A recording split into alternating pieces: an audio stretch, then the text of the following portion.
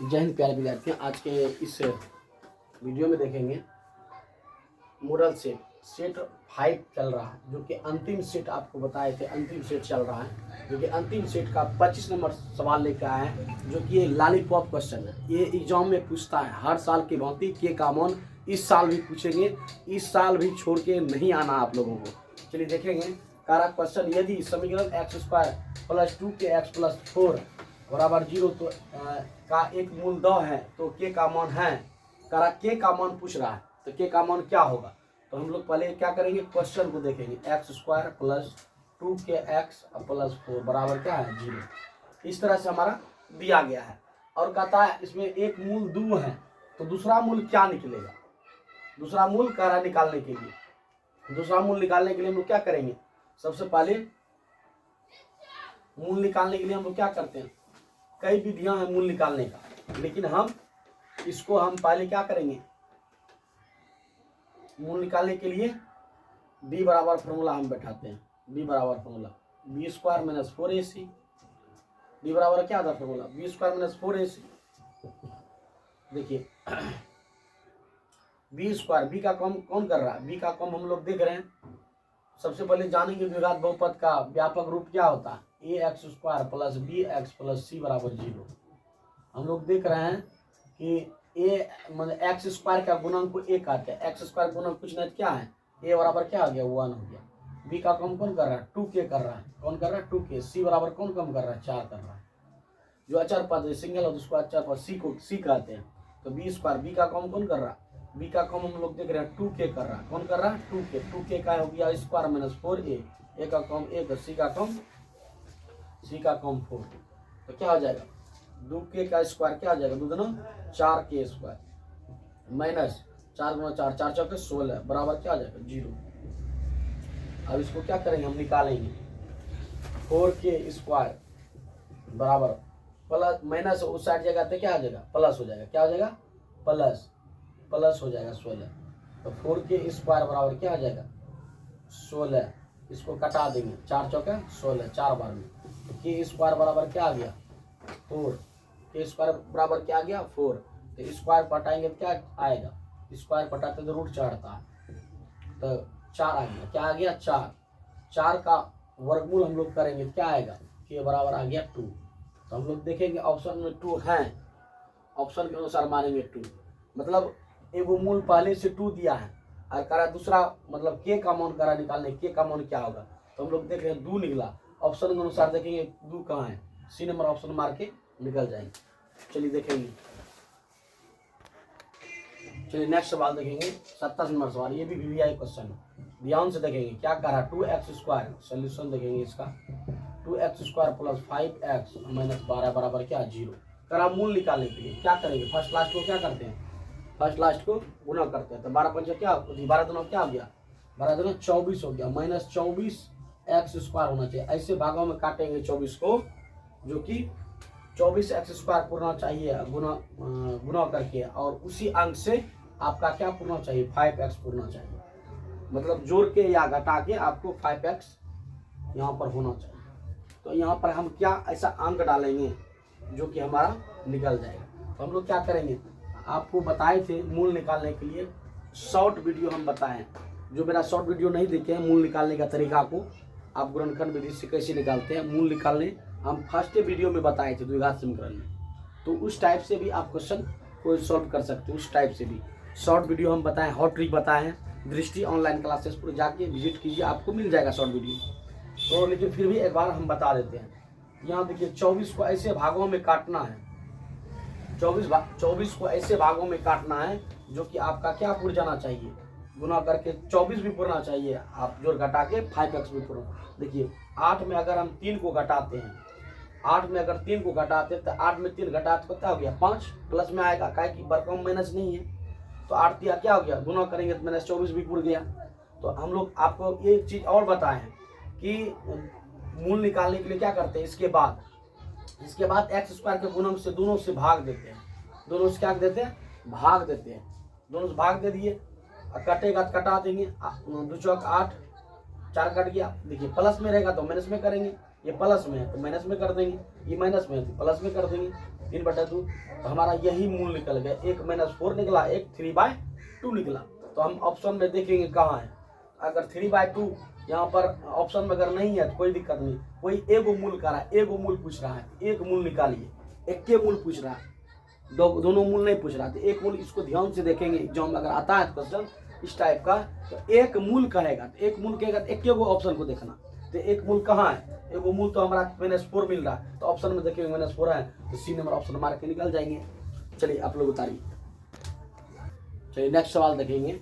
Next सवाल 28 number सवाल, जो कि भी वीआई क्वेश्चन है, इससे भी रिलेटेड क्वेश्चन पूछता है एग्जाम में।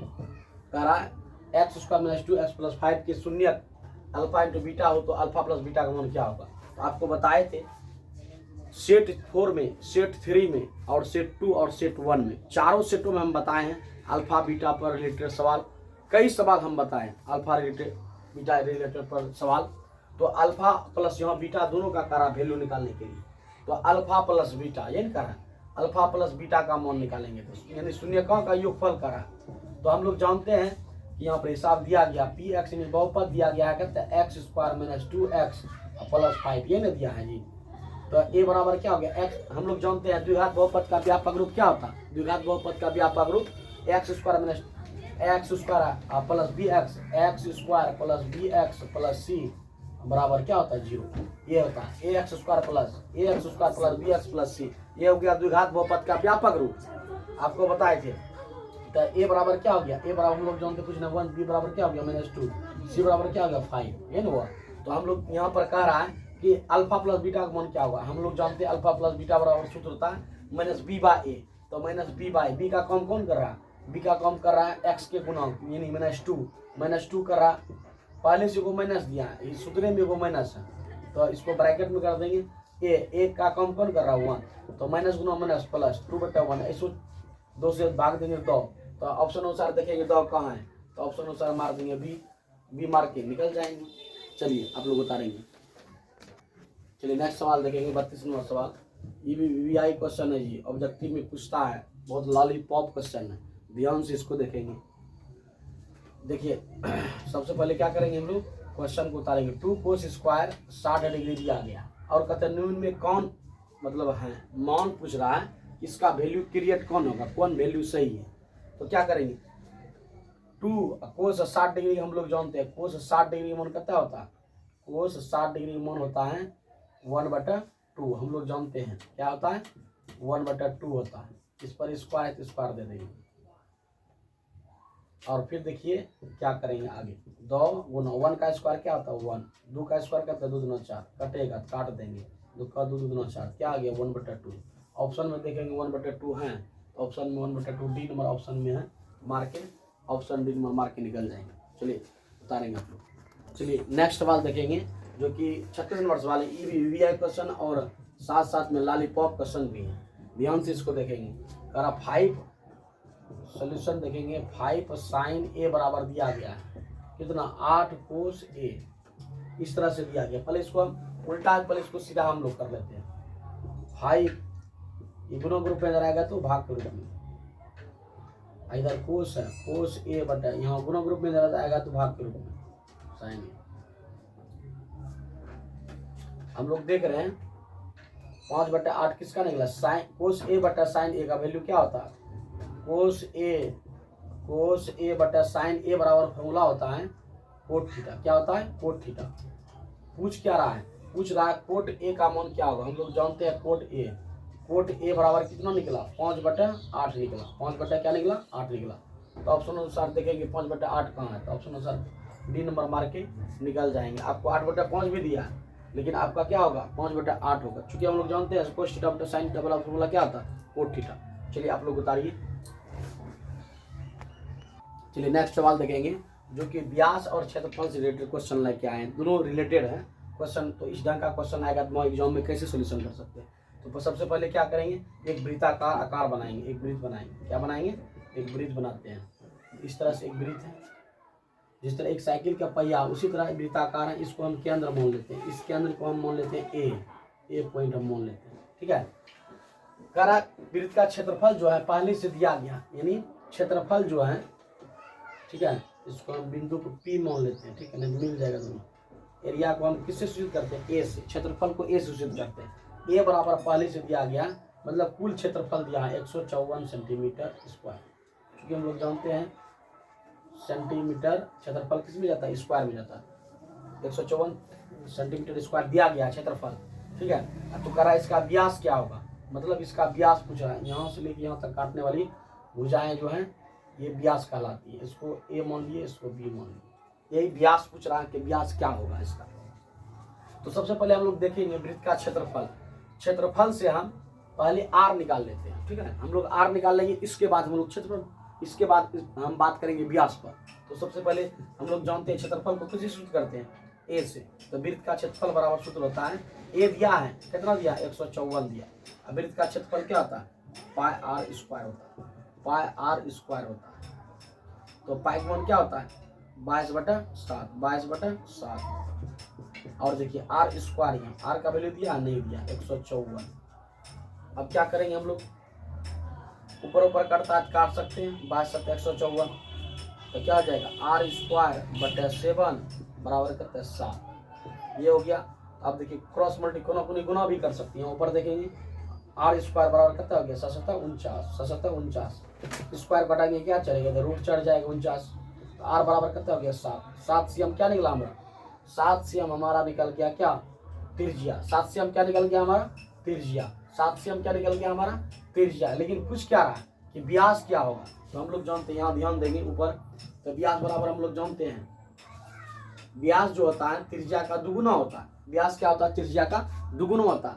और त्रिज्या जो व्यास का होता है आधी होती है, ठीक है। ये चीज हम सेट जब हम 2 बता रहे थे उस सेट में भी हम इस पर डिटेल से बात किए हैं। त्रिज्या व्यास की आधी होती है और व्यास त्रिज्या का दुगुना होता है। ये सारे हम डिटेल्स वहाँ बताए हैं। क्षेत्रफल और परिधि से रिलेटेड, त्रिज्या से रिलेटेड क्वेश्चन, कई सवाल भी हम उसमें बताए हैं। तो आर डी बराबर क्या था, 2r। तो व्यास क्या होता है, त्रिज्या का दुगुना होता है। तो त्रिज्या यहाँ से लेके वृत्त के केंद्र से लेके एक बिंदु से दूसरे बिंदु तक जो जाती है वो त्रिज्या हमारी कहलाती है। और व्यास जो कहलाती है, व्यास जो होता है एक बिंदु से वृत्त को केंद्र को छूते हुए दूसरे बिंदु पर जाती है, वो व्यास कहलाता है। आर ये यहाँ से पी से बी तक का आर हुआ, और यहाँ से आर हुआ, तो दुगुना आर हुआ, इसीलिए व्यास बराबर 2r हो जाता है। तो व्यास बराबर 2r, दुगुना है व्यास का। तो आर का वैल्यू कितना निकला, 7 cm। तो डी बराबर क्या हो गया, 7 × 14 cm।